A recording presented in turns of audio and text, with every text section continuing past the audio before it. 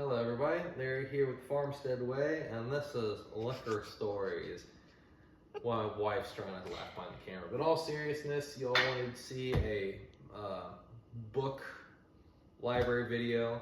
So here we're sitting in the living room of the Barndominium, and my wife's like freaking out because she probably doesn't want to pan around, but whatever. So, whenever I have the chance to read, this is normally like to do it. So we have like a nice little seating area.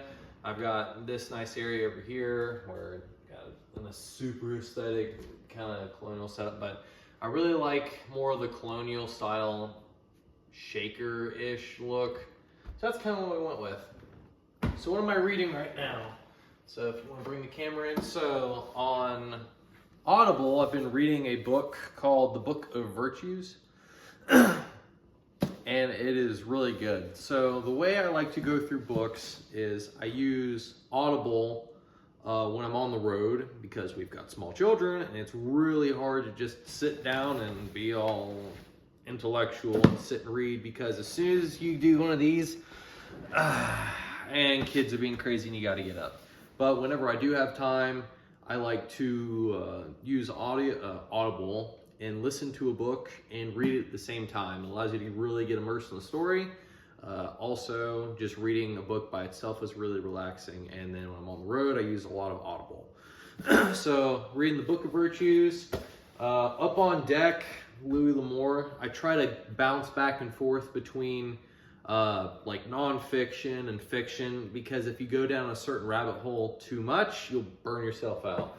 I got also The Masculine Journey by Hicks, which I'm almost halfway through of. I haven't read that one in a little bit because I've been going through these through. And then, just changing it up, I've also been going through The Tempest, which I'm not even going to try to act like I totally understand because of the, it's not Old English, but the older style English. Which I normally read the King James Bible, and that's what I read out loud to my family every night. So it's not too hard, it's just, it's such a complex story, it's hard to get through. So, take my bourbon, we're gonna go over to the library. So this is my bookshelf. I've read almost every book in this section. We actually got this sweet cabinet shelf on an online bidding website for like 150 bucks. So I've read, and like I said, Audible has helped me a lot. I've read this entire row, that entire row, that entire row, except for this book. And from here over, and I haven't got to any of those Louis L'Amour books yet. So, reading is something that I really got into because of my dad. My dad was a big reader. He grew up with bookshelves. And I was never a giant reader in high school. But when I got through my 1 year of college, that was a bad idea. I really got into reading. And more grew, and then once I discovered Audible, it allowed me to go through books faster. Now with Audible, something I always do is if I listen to a book, even if I have no time to sit down and read it, I always buy a physical copy. So that way I can reference stuff and go back to things. So, Kaylin, come closer. Let's go through some of the books that I've read that are really good. Geez, if you have to pick like some of the fun favorite books, I mean, we can just go through. I have a lot of C.S. Lewis, Mere Christianity, The Great Divorce, Screwtape Letters. There's a giant collection of his stuff, plus I got a couple of extras. So Good Christian Philosophy. So books like that. The Christ Key, which is a book that goes over different not metaphors. Metaphors is a bad word. Different examples of Christ in the Old Testament. Then I've got books, like The Two Who Survived, which is a really good book written about the Holocaust by two people that actually went through the Holocaust. So books like these are amazing because it allows you to get a first-person perspective on good events in history and not just people that have done research about it. And then I've got like some good American classics: Mark Twain, The Adventures of Tom Sawyer and Huckleberry Finn, and then, you know, Treasure Island, Thomas Paine, some J.R.R. Tolkien, The Children of Hurin. I think that's how it's pronounced, which if you've ever read anything outside of The Hobbit and The Lord of the Rings, which I've got The Hobbit up here, Tolkien is really dry. He was a really big world building buff. So he's just got so many details and stuff, and it gets hard to follow through. You know, and other classics like Moby Dick, the Federalist Papers, the Anti-Federalist Papers, which if you've never read that, so you've got the Federalist Papers, which was written by Alexander Hamilton, John Jay, and James Madison. So they were very big government in a sense of they wanted to have a strong centralized U.S. government. But then you have people like Thomas Jefferson, who's an anti-federalist, who saw the dangers of what a giant government can do, and there was people that wanted to have less government and more state power. So those go good together. Common Sense by Thomas Paine, it's always a big one, which Common Sense is also in this anthology, which this is written by Thomas Paine. It's got some of his select writings. Obviously, I got some Jocko Willink up here. The Theodore Roosevelt autobiography, which I did a video on a long while ago. You know, some good old Jordan Peterson, 12 Rules of Life. This is the most complicated book. No, the Bible is the most complicated book. The Bible is the most simple and complicated book I've ever read.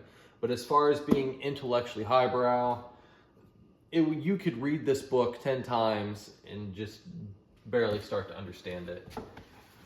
If you want to come closer, you can.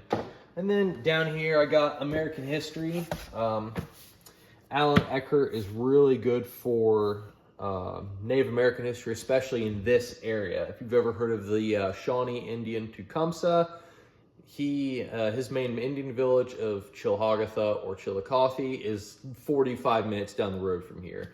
There's a lot of Native American history in the area that we live in southern Ohio.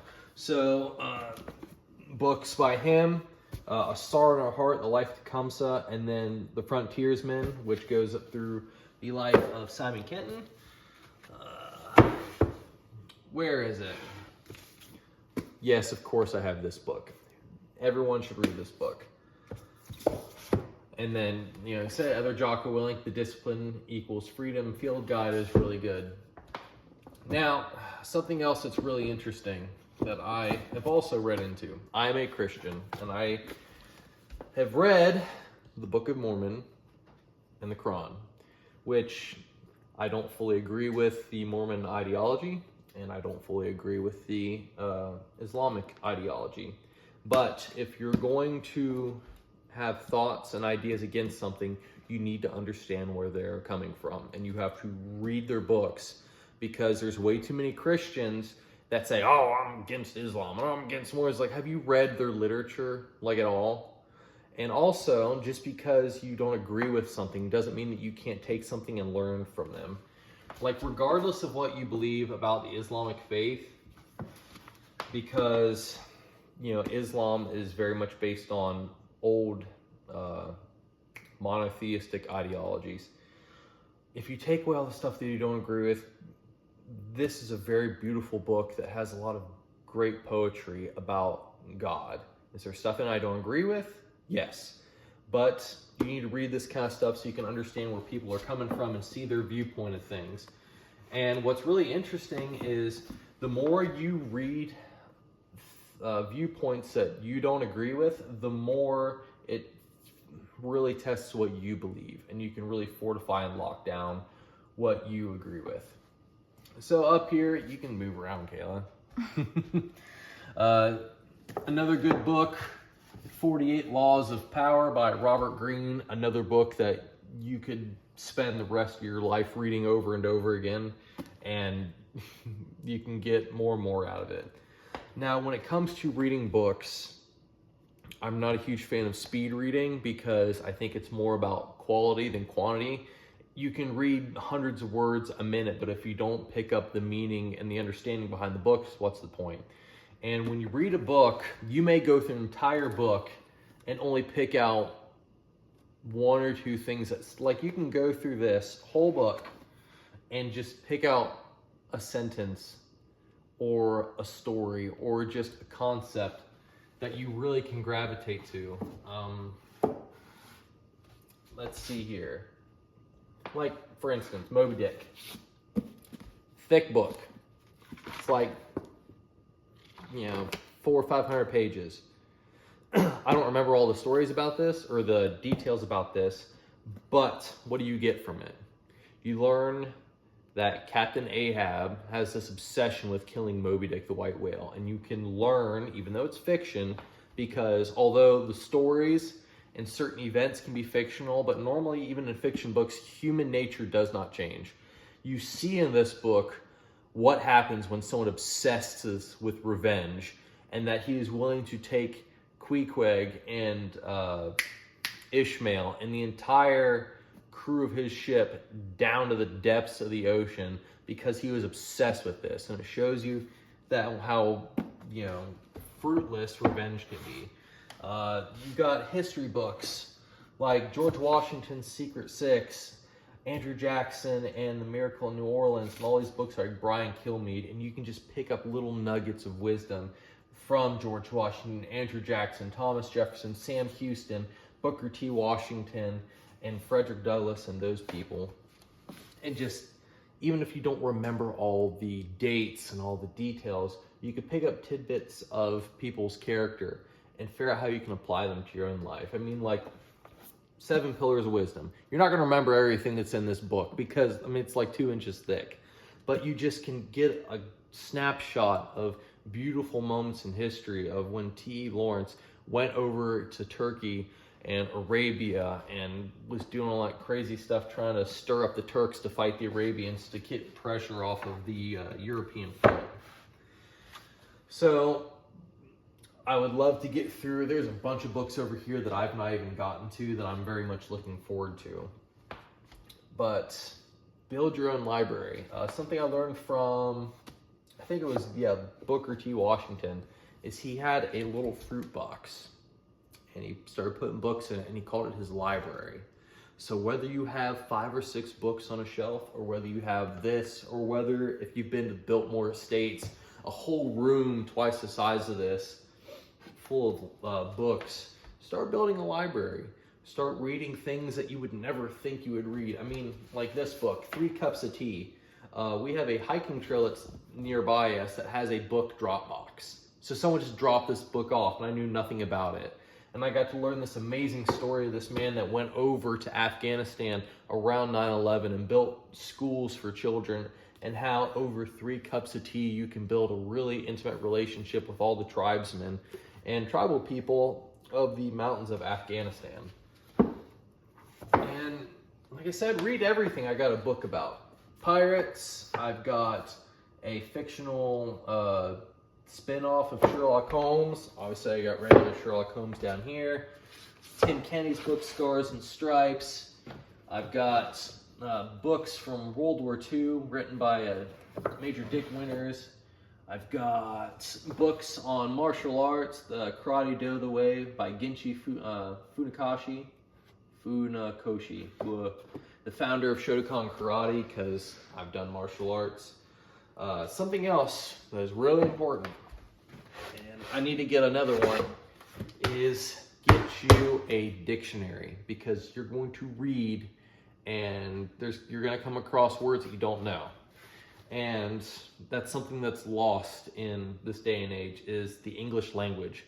A lot of people do not use very complicated words, and the complicated words they try to use, they use incorrectly, me included. So get yourself a good dictionary, so if you come across a word that you don't know, you can learn it. And then down here, it's just a bunch of Bible reference books. Like I said, just all kinds of stuff. Musashi, Dissolving Illusions, talking about the health crisis during the turn of the century and about the origin of vaccines. Mother by Kathleen Norris, which was a book that Theodore Roosevelt, which I learned from this book, recommended to a mother going through a hard time, raising kids and being detached from society.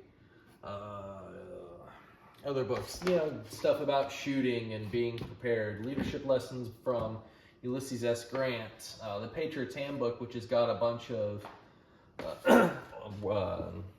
American documents and stuff. Books like Fueling Male Fertility, because my wife and I had a hard time getting pregnant with our first child, so I read a book about that my wife found for me. Books about the Revolutionary War, Chris Pirano's book, The Patriot's Creed, Pat McNamara's books, really good book about shooting and different shooting drills, really good book about being a sentinel, being the agent in charge of your own executive protection detail.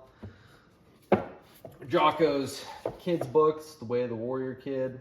I don't have all of those. I'd eventually like to get into them. A really good book called Trusting God. We got this book when we had a family friend member. One of their children died, and we were going through a hard time of wondering why God does certain things, and we learned a lot from reading this book, talking about trusting in God even when you don't understand what's going on. And you can't have a library without Meditations by Marcus Aurelius, another one of those books that you could read over and over again. You never really fully understand. Books about the Roman Empire, because guys apparently think about the Roman Empire all the time. These are really good books. Every Young Man's Battle and Every Man's Battle. I read these when I was going through my pornography recovery, or pornography addiction recovery. Really good books on dealing with sexual temptation, stuff like that. So just all over the place. Then I got books that I read when I was single. Another great way to deal with loneliness and to prepare yourself for marriage is read How to Be a Good Husband Before You Even Are One. So that way you get a leg up on the game. So I've gone through almost all these, it seems like. And like I said, I've got a whole other side of different books I'd like to read. So just, if you don't have time to read, get Audible and just start pounding through books, and you'd be amazed what you can find. So y'all take it easy and have a good evening.